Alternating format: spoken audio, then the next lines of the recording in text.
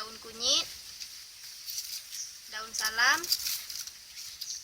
daun jeruk purut, batang serai, belimbing ulu,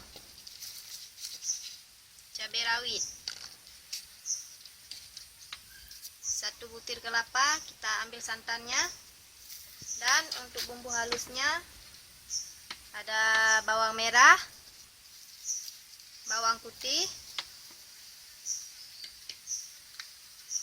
bubuk cabai merah,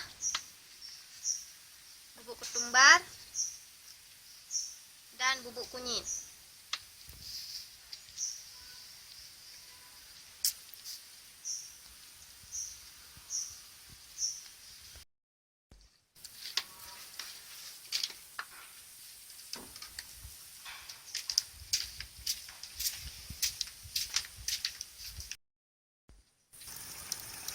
Masukkan minyak untuk menumis.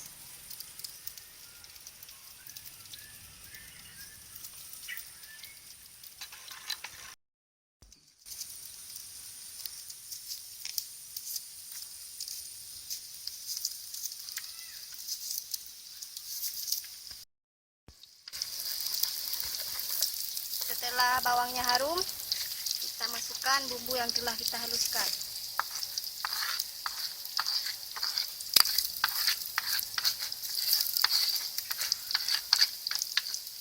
Aduk-aduk.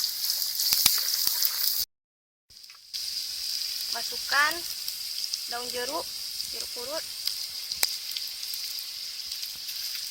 daun salam, dan daun kunyit. Aduk lagi.